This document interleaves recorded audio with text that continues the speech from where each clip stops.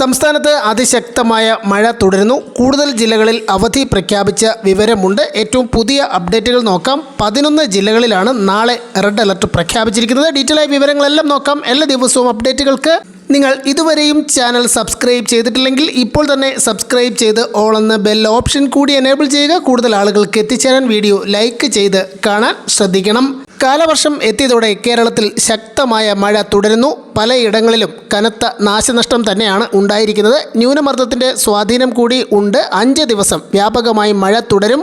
മത്സ്യത്തൊഴിലാളികൾക്ക് ജാഗ്രതാ നിർദ്ദേശമുണ്ട്. കടലിൽ പോകരുതെന്നാണ് മുന്നറിയിപ്പ്. നാളെ 11 ജില്ലകളിലാണ് റെഡ് അലർട്ട് പ്രഖ്യാപിച്ചിരിക്കുന്നത്. തിരുവനന്തപുരം, കൊല്ലം, ആലപ്പുഴ ജില്ലകളിൽ ഓറഞ്ച് അലർട്ടും മറ്റുള്ള എല്ലാ ജില്ലകളിലും നാളെ റെഡ് അലർട്ടും പ്രഖ്യാപിച്ചിരിക്കുകയാണ്. നാളെ വിവിധ ജില്ലകളിൽ അവധി പ്രഖ്യാപിച്ച വാർത്തകൾ ലഭ്യമായിട്ടുണ്ട്. വയനാട് ജില്ലയിൽ ട്യൂഷൻ സെൻ്ററുകൾ, മദ്രസകൾ, അംഗനവാടികൾ, പ്രൊഫഷണൽ കോളേജുകൾ ഉൾപ്പെടെ എല്ലാ വിദ്യാഭ്യാസ സ്ഥാപനങ്ങൾക്കും നാളെ അവധിയായിരിക്കും എന്ന വിവരമാണ് ലഭ്യമായിട്ടുള്ളത്. കോട്ടയം ജില്ലയിലും വിദ്യാഭ്യാസ സ്ഥാപനങ്ങൾ, പ്രൊഫഷണൽ കോളേജുകൾ ഉൾപ്പെടെ അങ്കണവാടികൾ തുടങ്ങി എല്ലാ വിദ്യാഭ്യാസ സ്ഥാപനങ്ങൾക്കും ട്യൂഷൻ സെൻ്ററുകൾക്കും സ്പെഷ്യൽ ക്ലാസുകൾക്കുൾപ്പെടെ നാളെ അവധി ആയിരിക്കണമെന്നാണ് ജില്ലാ കളക്ടർ അറിയിച്ചിരിക്കുന്നത്.